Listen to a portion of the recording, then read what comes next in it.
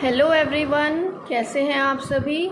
इस वीडियो में आज मैं आपको एक इम्पोर्टेंट टॉपिक जो फाइनेंशियल मैनेजमेंट का बनता है, that is cost of capital, उसके बारे में डिटेल में बताने वाली हूँ। In this first of all I am going to tell you the factors affecting cost of capital. Risk free interest rate. Risk free interest rate is the interest rate और risk free and default free securities.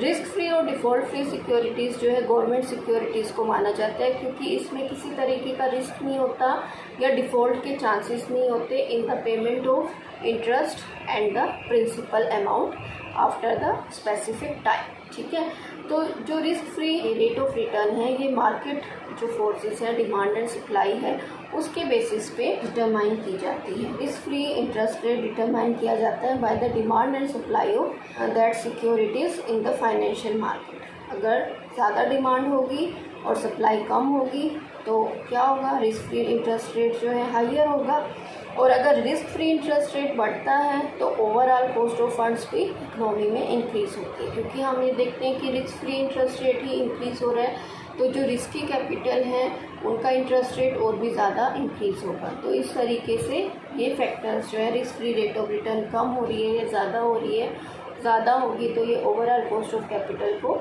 बढ़ा देगी, ये affect करते हैं cost of capital को। Then business risk. Business risk क्या होते हैं, वेरिएबिलिटी इन ऑपरेटिंग प्रॉफिट्स, जो earning before interest and tax होते हैं, EBIT जिन्हें हम बोलते हैं, due to change in sales. ठीक है, तो ऑपरेटिंग प्रॉफिट्स जब चेंज होते हैं सेल्स में चेंज होने की वजह से, तो ये हमारा बिजनेस रिस्क कंसीडर किया जाता है।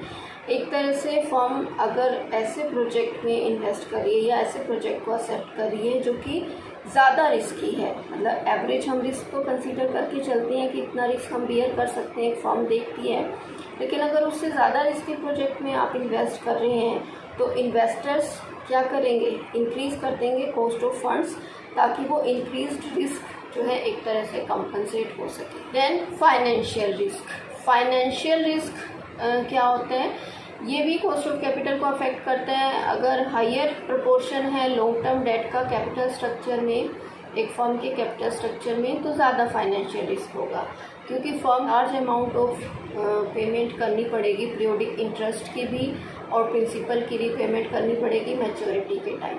तो इस तरीके से फाइनेंशियल रिस्क बढ़ जाएगा, और फाइनेंशियल रिस्क जब बढ़ जाता है तो इसको कंपनसेट करने के लिए जो इन्वेस्टर्स हैं वो हायर रेट एक्सपेक्ट करेंगे, तो cost of capital because of increase financial risk यहाँ पे इंक्रीज हो जाएगी, मतलब ओवरऑल कॉस्ट ऑफ कैपिटल यहाँ पे बढ़ जाती है due to increase of debt in the capital structure of the firm. ठीक है, then nature of business. Term funds हैं उनको ज़्यादा कॉस्टली माना जाता है शॉर्ट टर्म फंड्स की बजाय, क्योंकि जो फिक्स्ड असेट्स हैं उनको फाइनेंस्ड किया जाता है लॉन्ग टर्म फंड्स के थ्रू, क्योंकि लॉन्ग टर्म फंड्स कौन से हुए जो काफ़ी लंबे टाइम तक हम इन्वेस्ट कर सकते हैं, और फिक्स्ड असेट्स हमें लंबे टाइम के लिए ही लेनी होती है, तो उसमें लॉन्ग टर्म फंड्स इन्वेस्ट होते हैं। और फर्म जिसको कि ज़्यादा इन्वेस्टमेंट करनी है फिक्स्ड असेट्स में, तो उनको कॉस्ट ऑफ फंड्स जो है ज़्यादा बियर करने पड़ते हैं, कंपेयर करें अगर हम उन फर्म से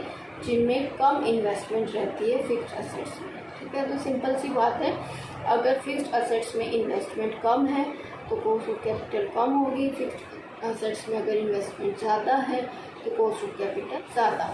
देन रिक्वायरमेंट ऑफ फंड्स। अगर फर्म को large amount of funds required है तो क्या होगा, इसको आगे आने वाले टाइम में हायर कॉस्ट ऑफ कैपिटल के थ्रू वो फंड्स अरेंज करने पड़ेंगे, और अगर कम जो है फंड्स की रिक्वायरमेंट है आगे आने वाले टाइम में, तो उनकी कॉस्ट ऑफ कैपिटल पे ज़्यादा इफेक्ट नहीं पड़ेगा, कॉस्ट ऑफ कैपिटल जो है कम रहेगी, क्योंकि अगर आपको ज़्यादा फंड्स लेने हैं तो आपको एक्सटर्नल बोरोइंग्स पे डिपेंड करना पड़ेगा, और हो सकता है एक्सटर्नल बोरोइंग्स जो आप बोरो कर रहे हो उस पर आपको ज़्यादा इंटरेस्ट पे करना पड़े, तो ये कॉस्ट ऑफ कैपिटल आपकी यहाँ इंक्रीज़ हो जाएगी। Then attitude of management. अगर मैनेजमेंट है फर्म की एंटरप्राइजिंग है, एग्रेसिव है, तो वो क्या करते हैं कि लोअर अमाउंट रखते हैं लिक्विड फंड्स के, बहुत ज़्यादा अमाउंट जो है फंड्स की, लिक्विड फंड्स की वो कंपनी में नहीं रखते। तो इससे क्या हो गया, रिड्यूस हो जाती है कॉस्ट ऑफ कैपिटल। लेकिन अगर मैनेजमेंट कंजर्वेटिव है, वो सोचते हैं कि लार्ज अमाउंट ऑफ फंड्स जो है लिक्विड फंड्स कंपनी में रखने चाहिए, तो उससे क्या होगा, ज़्यादा फंड्स अरेंज करेंगे, कॉस्ट ऑफ कैपिटल जो ओवरऑल है वो इंक्रीज हो जाएगी। तो ये एटीट्यूड ऑफ मैनेजमेंट पे भी डिपेंड करता है। Now here I am describing about classification of cost of capital, historical cost and future cost, specific and composite और combined cost, average and marginal cost and explicit and implicit cost. सबसे पहले historical cost. Historical cost वो cost होती है जो कि already इनकर हो चुकी है किसी प्रोजेक्ट को फाइनेंस करने में, ठीक है। तो ये कैसे कंप्यूट की जाएगी, पास्ट डाटा के बेस पे, क्योंकि आपने किसी प्रोजेक्ट को फाइनेंस करने में कितने फंड्स जो है वहाँ लगाए थे, तो वो सब देख सकते हो पास्ट डाटा के बेस पे। और फ्यूचर कॉस्ट कौन सी हुई, estimated cost of funds to be raised for financing a project, कि एक प्रोजेक्ट को फाइनेंस करने के लिए आपको कितनी फंड्स की रिक्वायरमेंट हो सकती है, वो आप एस्टिमेट कर लेते हो कि फ्यूचर में आपकी इतनी कॉस्ट हो सकती है। तो ये आपका हो गया फ्यूचर कॉस्ट। हिस्टोरिकल जो कॉस्ट होती है ये एक अप्रेजल फॉर्म में होती है कि पास्ट परफॉर्मेंस को आप देखते हो, कितना इन्वेस्ट किया था उसको अप्रेज करके आप अंदाज़ा लगा सकते हो, और उसको जो आपने देखा है पास्ट परफॉर्मेंस को, वो हेल्प करता है आपको एस्टिमेट करने में फ्यूचर की कॉस्ट, ठीक है। तो जितने भी डिसीजन मेकिंग होते हैं, पर्टिकुलरली जो हम आगे आने वाले टाइम में प्रोजेक्ट में इन्वेस्टमेंट करने के लिए लेते हैं, तो उसमें हमारे लिए फ्यूचर कॉस्ट रेलिवेंट रहती है हिस्टोरिकल कॉस्ट की बजाय, ठीक है। Then specific cost and composite और कंबाइंड कॉस्ट। कैपिटल जो है रेज की जा सकती है अलग अलग सोर्सेज से, तो कॉस्ट जो है हर एक सोर्स की अलग अलग कैलकुलेट की जा सकती है। इसको specific cost of particular source of finance माना जा सकता है। कंपोजिट कॉस्ट होती है combined cost of various sources of finance.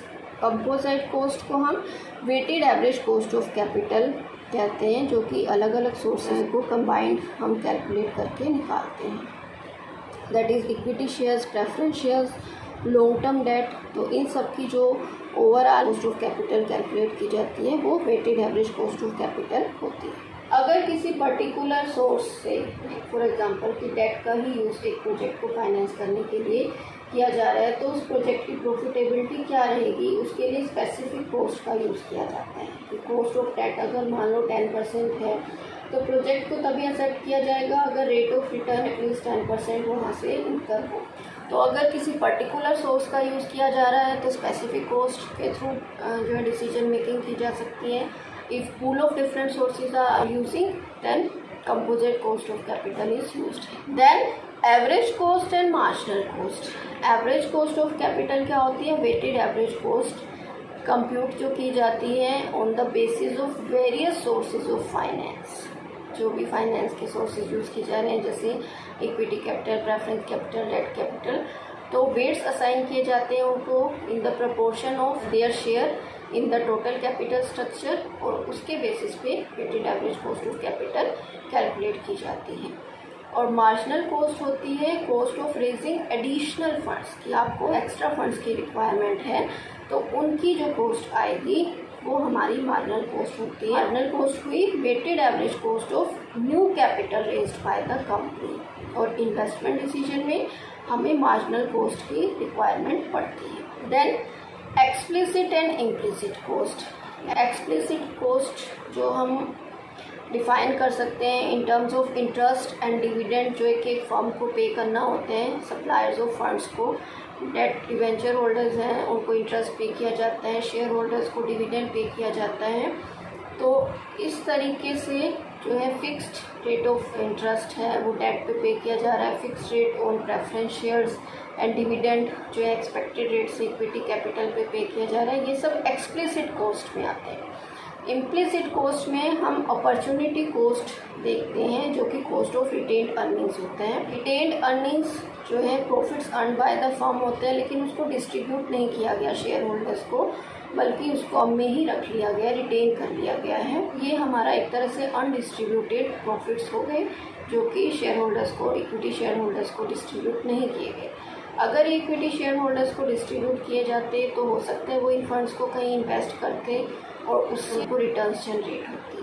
तो ये रिटर्न जो है, जो कि फोरगोन की गई है इक्विटी शेयर होल्डर्स के थ्रू जब उनको प्रॉफिट्स डिस्ट्रीब्यूट नहीं किए गए, तो इसलिए इसको अपॉर्चुनिटी कॉस्ट माना जाता है और this is the implicit cost of these retained earnings. So implicit cost is the rate of return at which shareholders could have invested their funds had these been distributed to them as dividends, right? So this was all about our today's topic. I hope कि ये topic आपको अच्छे से समझ आ गया है और सभी चीज़ें क्लियर हो गई हैं, लेकिन फिर भी स्टिल आपके कोई डाउट्स हैं तो आप कमेंट सेक्शन में क्वेश्चन करके अपनी क्वेरीज क्लियर कर सकते हैं। Thank you all. Have a nice day.